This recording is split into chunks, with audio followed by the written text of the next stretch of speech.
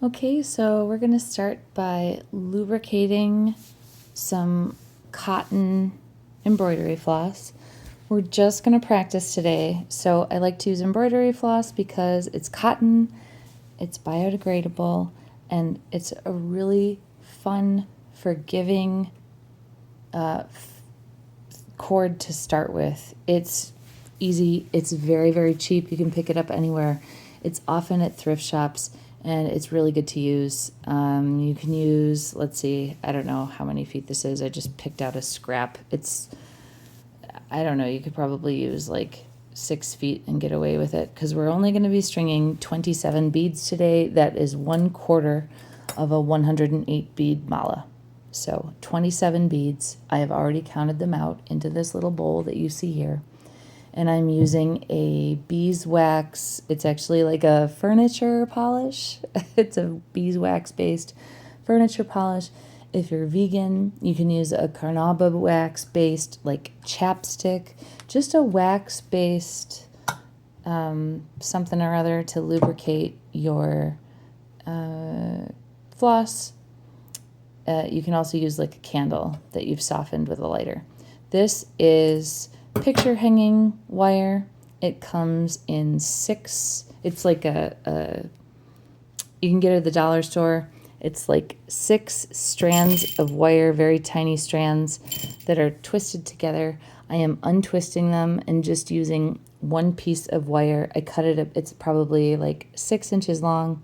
I'm just untwisting it so that there's only one piece, and I'm going to use that one piece, and I'm going to set the rest aside. So now I've got one. I'm straightening it out. You can't really see it. I'm sorry that it's really hard to see here. I'm going to straighten it out, and I folded it in half. You can kind of see it here.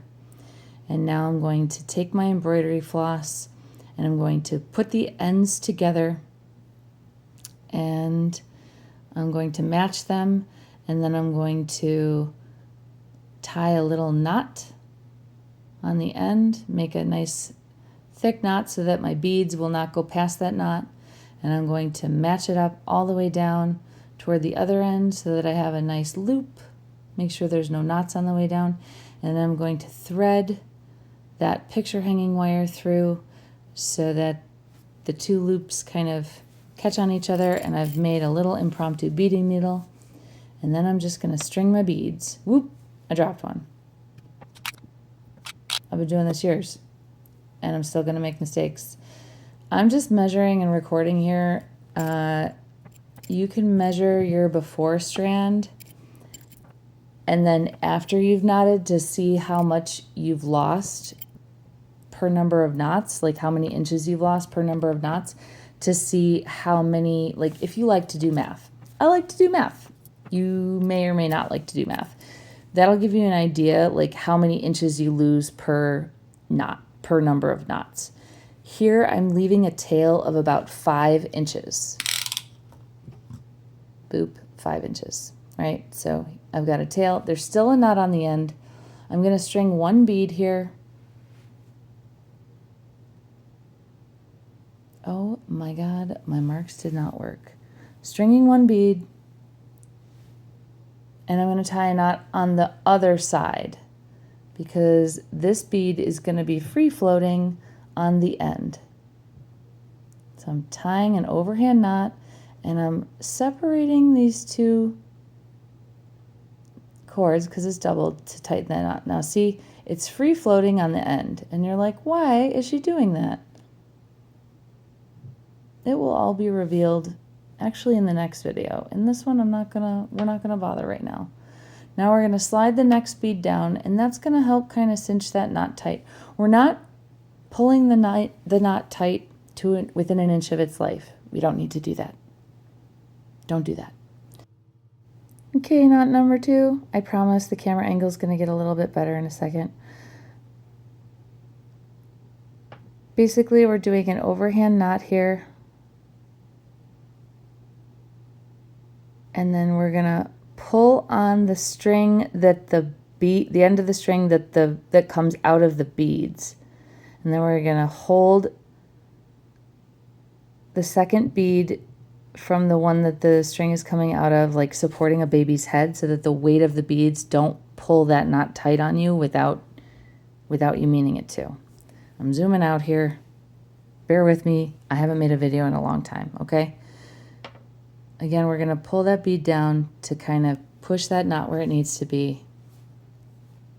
Bear with me. I promise this is going to get a little bit better because I'm going to find my groove. Going slow is hard for me because I've been doing this a long time. We're going to, I'm experimenting here because I'm like, ugh, how do I do this? Going slow is hard. Oof. I'm going to find my groove. So I had to experiment here too. Sometimes I go under, sometimes I go over, but basically I think about this as I'm putting 2 fingers in. I'm putting 2 fingers either above or below, and I'm making a 4. And then I'm pushing my fingers apart like a forked tongue, and then pulling the beaded side through. All right. Right now it looks very confusing. Just watch and try and absorb a little bit.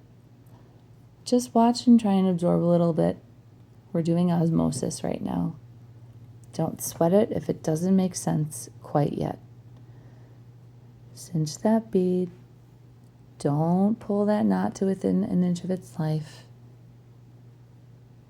It's not a big deal if you don't pull it all that tight. Pull it snug, but don't choke it. There you go. Now see, we got a good view here. So I'm going to lay my 2 fingers on top. Now I'm going to twist around. See how I make like a 4? Now I'm going to put the beads through and pull the tail through. Good. Now I'm going to hold onto the part of the thread that's coming out of the beads. See? I'm holding on to that part. It's coming out of the beads there. And then I'm going to pull the long tail so it cinches as close to the part that's coming out of the beads as possible. And then I'm supporting the baby's head, that second bead, so it doesn't pull that knot away from you. And I'm going to cinch the knot close. Then I'm going to lay the whole thing down on the table and separate those 2 to cinch that knot a little bit tighter. There you go. Now this is making more sense. Now pull that bead close. Good. Ready to do another? All right. Let's do it again. We're going to put our 2 fingers down. Sorry, I wanted to give you a nice close view, but I'm really bad at this. Let's try it again. 2 fingers down. Twist. Make that 4. Right?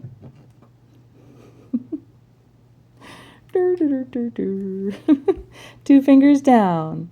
Twist. Make a 4.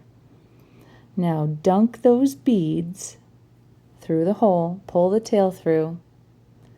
Grab the part of the cord that's coming through the bead holes, right? And then pull the tail.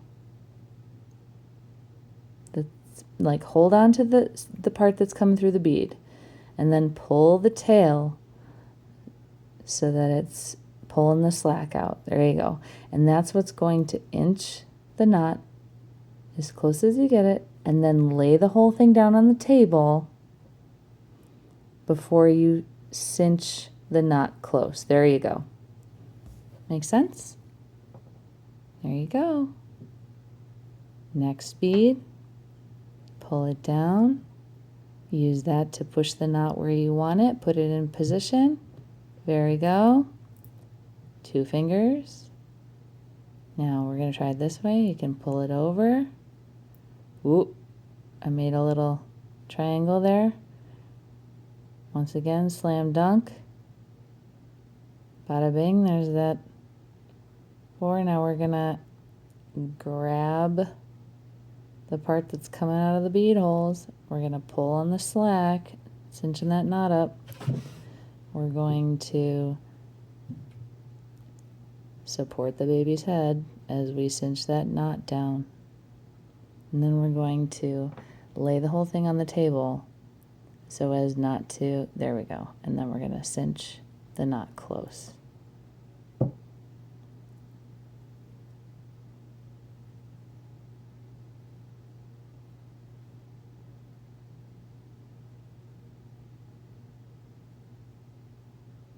Did I move a bead down there, or did I do that twice? I don't even know.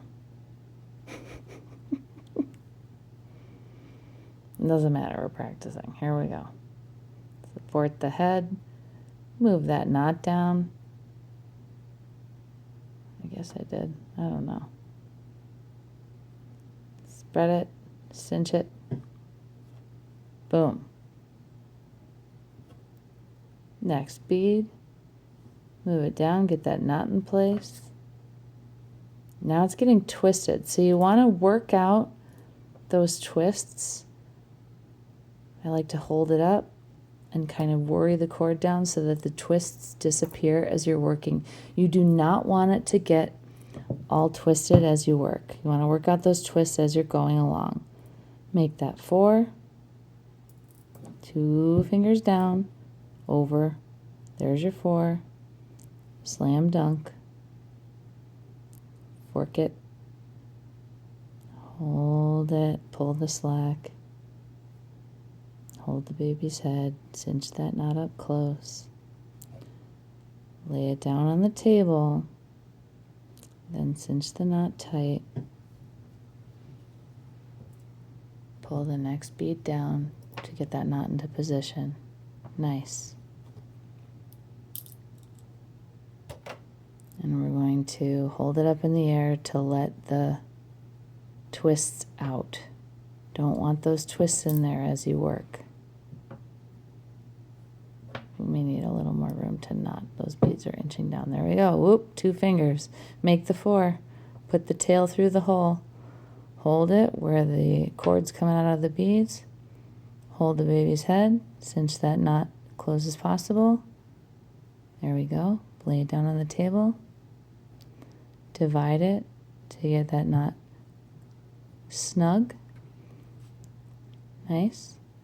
Now we move the bead to get that knot into position, the next bead. Let's do it again. 2 fingers. Make the 4. Slam dunk.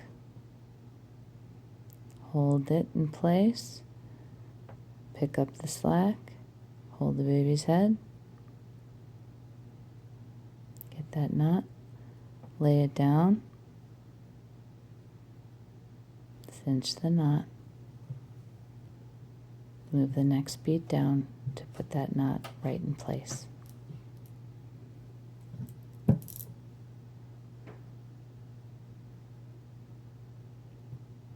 Slam dunk.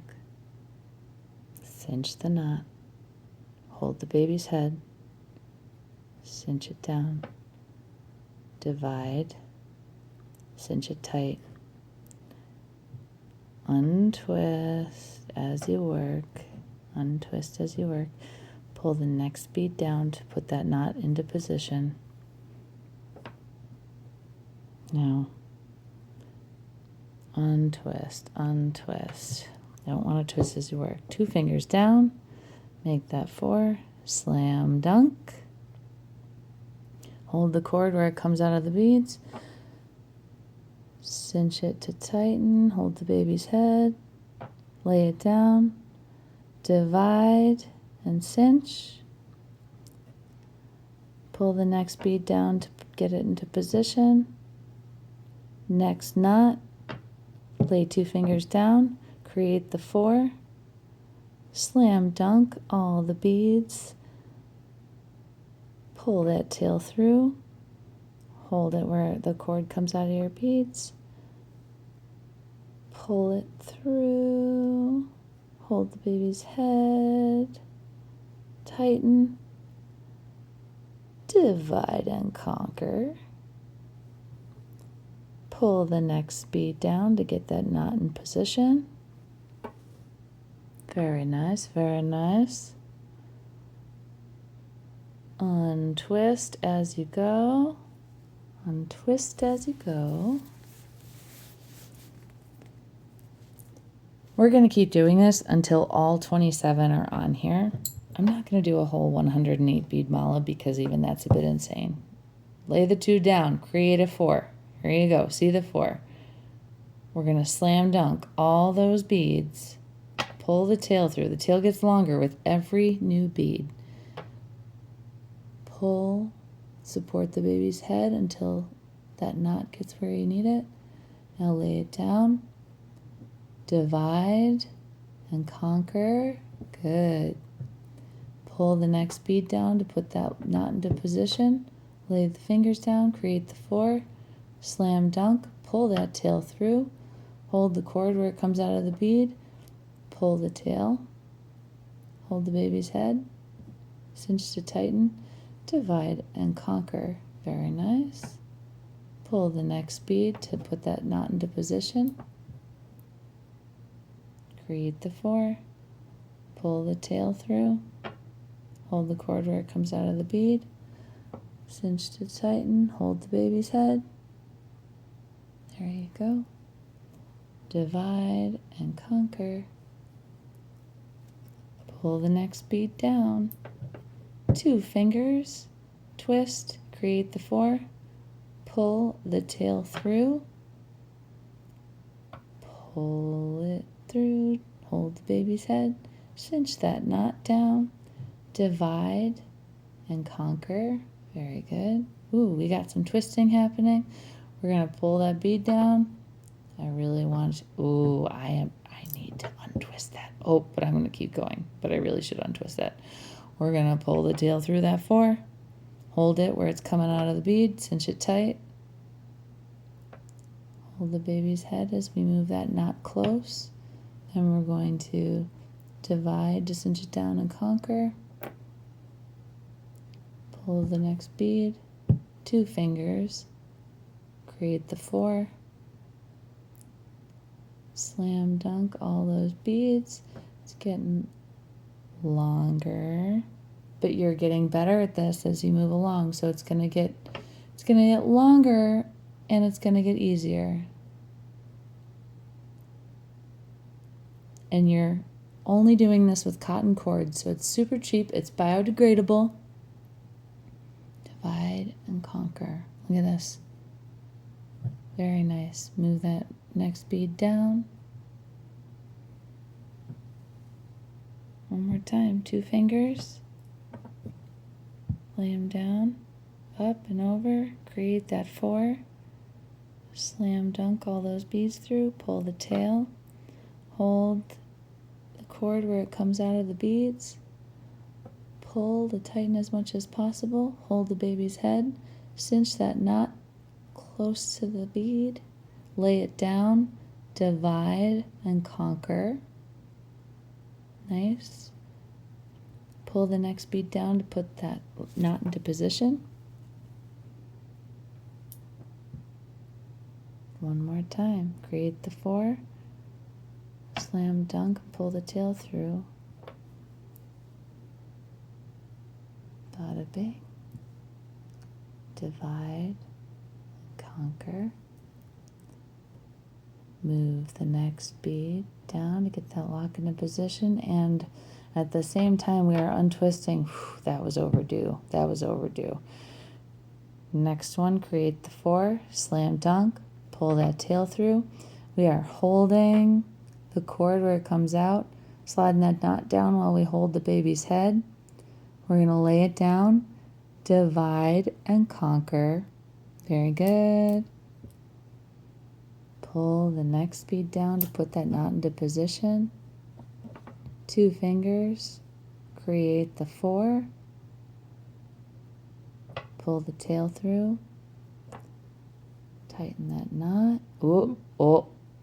Now see, that was me getting full of myself. So before I let that knot tighten, I'm going to pull it out.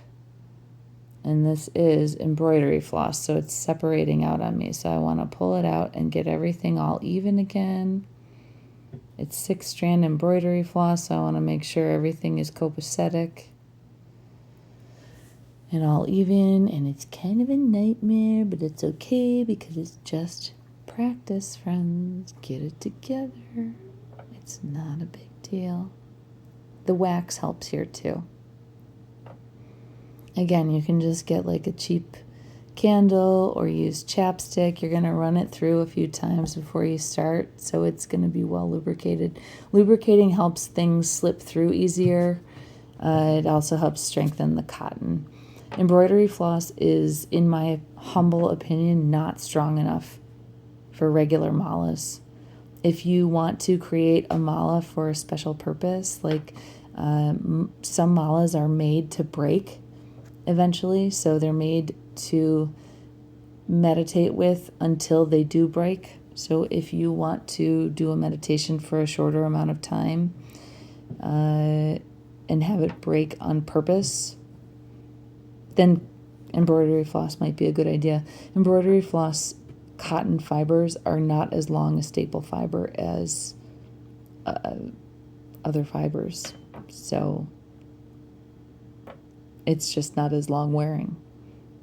There are other fibers that are way longer. Hemp, linen, silk. I know that there are many vegans out there that get really mad at me for using silk. And I would just beg you to mind your own beeswax. Yes, that was a pun. Has nothing,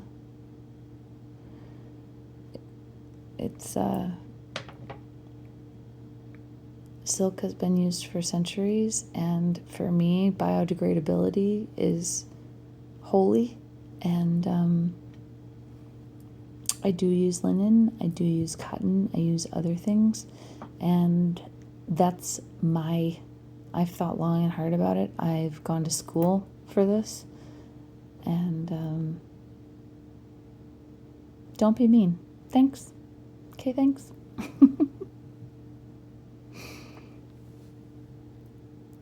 Look at that.